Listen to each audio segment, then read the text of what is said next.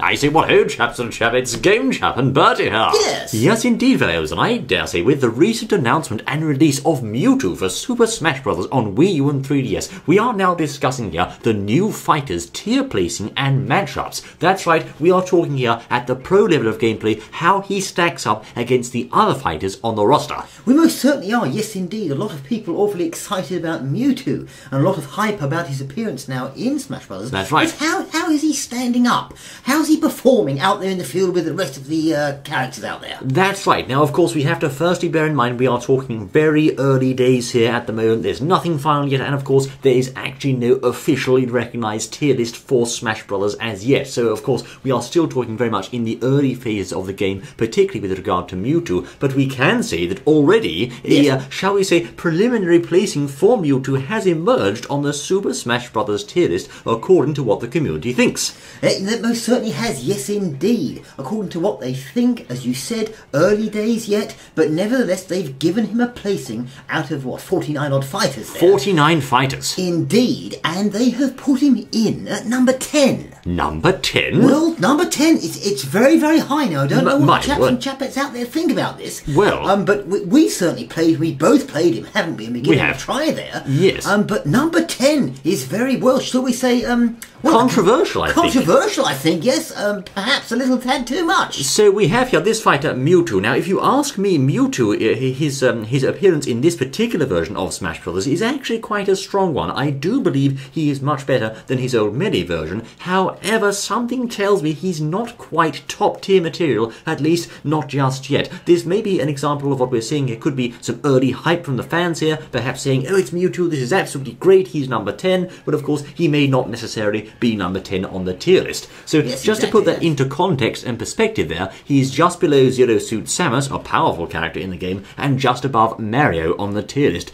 Captain Falcon, meanwhile, is in at number 6, and Rosalina currently has pole position. So that's where we're looking at MEWTWO. Diddy Kong, meanwhile, just as a side note of interest, has plummeted to number 19 after his nerf. So we're seeing some new updates to the tier list here. We are, yes indeed. That's an interesting point. We have to just surely chip that in in this report video here. That's right. Diddy Kong, who was at number 1 since the update, of course, we reported on that earlier, the update, and they're nerfing Diddy Kong. Yes. They put him down to 19 on his particular scoreboard. But just getting back to MEWTWO here, yes. We have here a positioning for the Pokemon at number 10. Yes. Now we have to ask ourselves, does he belong at such a high place on the tier list? Now we have to, in order to find out the answer to that question, we have to take a look at his moves and what he's capable of in combat. Now, with my experience with MEWTWO so far, I think he's definitely fun to play as. There's no question about that. He has some strong moves like his up smash and his down smash. He also has some useful killing moves here and there. I don't think he is necessarily all that fast, and I have noticed he's very light and floaty. Okay. Yes. He's not, for example, like Ganondorf, who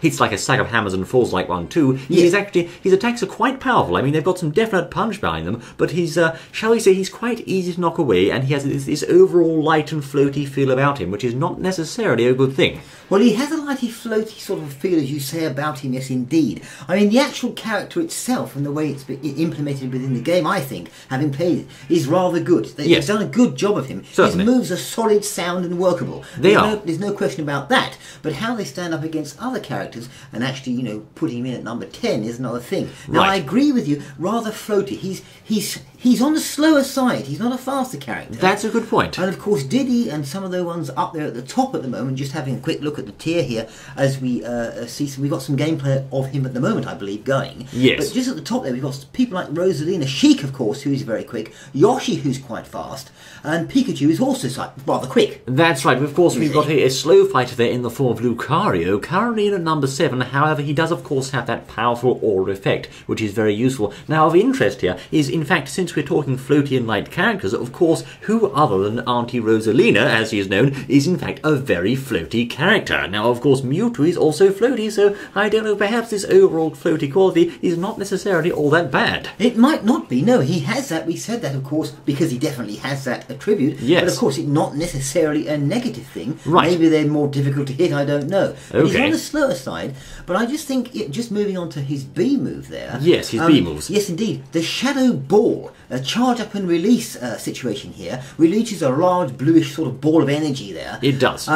Effective, of course, a range weapon, very effective, and of course you don't have to charge it up, you can just keep firing. You can do. Now, the charge function of that particular move, Shadow Ball, if you ask me, is very powerful. Actually, when fully charged, it does a whopping 25% damage. That is not to be sniffed at. Of course, it doesn't possess the same knockback as moves like Samus's Charge Shot, for example, but it can rack up damage quite shockingly fast. It can be stored and used when the opponent least expects it. Then, of course, his side B move, Confusion. Okay, now, Confusion in Melee was notoriously quite useless. This time, it's actually a little bit better. You can catch foes off guard with that. If they're approaching you from below, you can use Confusion if you're standing on a platform and send them spinning in mid-air. You can also disrupt their projectiles as well with this move now, of course, which makes it rather more handy than it was back in the old days. But still, if you ask me, it's overall not a particularly useful move.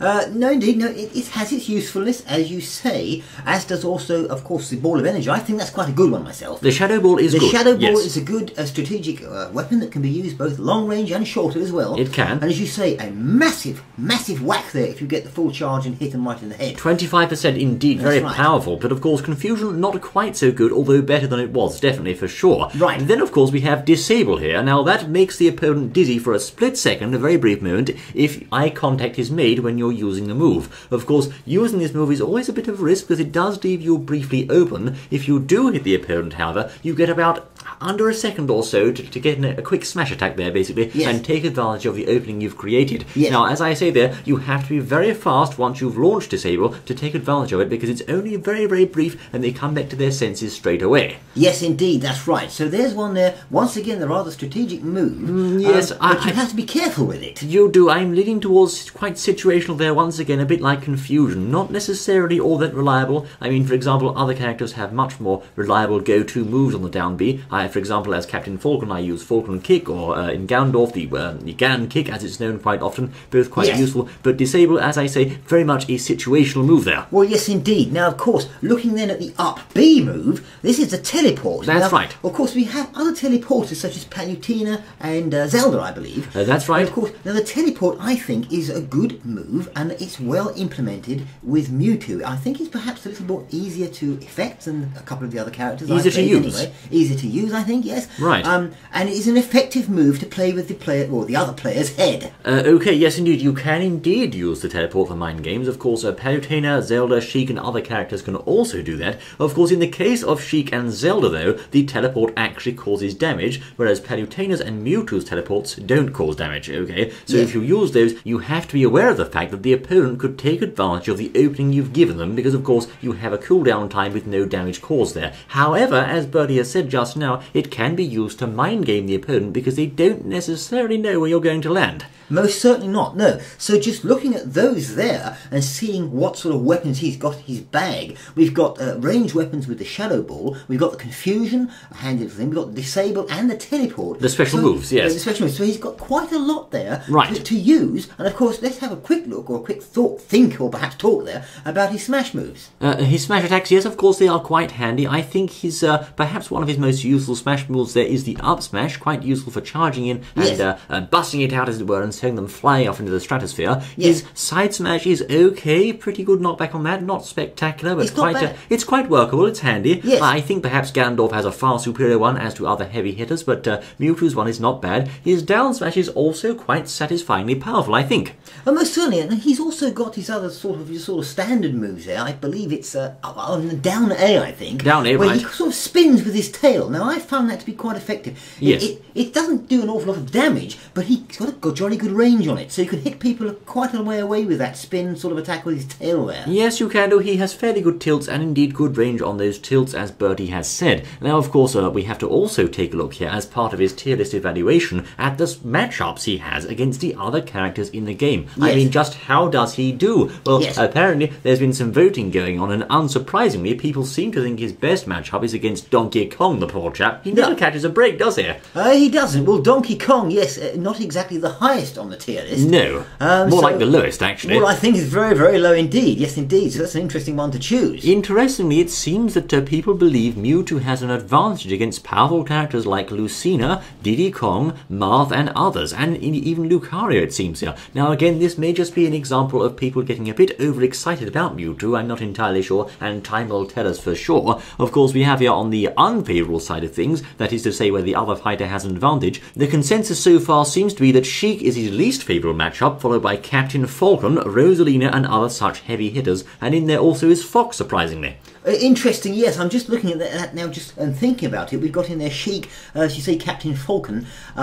We've got Zero Suit Samus, Sonic. Now, all of those are fast characters. Yes. Mario, well, he's not particularly fast, but he's not bad. He's quite a strong character this time. Greninja was also fairly fast, as I remember. He needs enough. Yes, indeed, I think so. But also, you see, they seem to be rather faster characters. Yes. Although they have put Rosalina in there as one of the ones that, he doesn't get on too well with. That's right, of course, and just on the mostly even side of things, apparently people are saying such as Shulk and Villager for that particular bracket. So overall, though, people seem to be saying here, the general consensus goes that Mewtwo has mostly either favourable or even matchups, with just 11 unfavourable ones. So there you are. Well, yes, certainly, and to come in at number 10, even though it may be just early excitement from some players out there, is something, I think, for the whole community to think about. He's obviously a character that is assumed or presumed to be rather formidable, and so therefore we should be looking at this character a lot, I think, in the coming months and weeks, I think. My personal opinion on Mewtwo is that he is a solid fighter. He's not spectacular, okay, there's nothing particularly amazing about his moves, but what he does do, he does it well. He has solid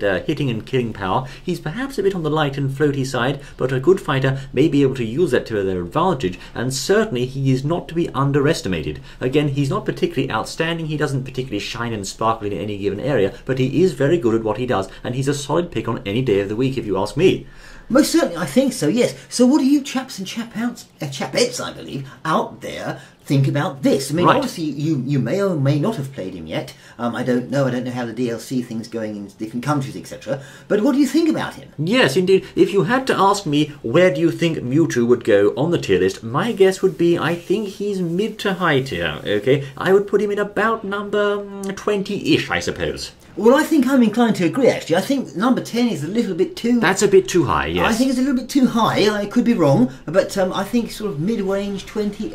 certainly above the middle, is it? Oh, yes, above the middle. Above the middle. Give or take a few, it's about 20, I think. Yes, indeed, I think so. The chaps and chapettes who've played him may say something else in the comments or whatever. Yes. Let's see what they say, but I think that's roughly where he stands. There you go, fellows. This has indeed been Game Chef and Bertie's evaluation of Mewtwo, the newest addition to Super Smash Bros., and his placing in the tier list along with some of his matchups against other characters. Again, as Bertie says there, do let us know what you think, for this is quite an exciting subject at this time. And of course, we'll be also looking forward to seeing how the future DLC characters like Lucas and the rumoured Roy and Ryu also fare in the tier list. Almost certainly. Now, they're going to be very, very interesting indeed when they come out. Where is Ryu going to place? That's going to be so fun, I say. But indeed, join us once more for more exciting Nintendo news. We look forward to seeing you then. Until then...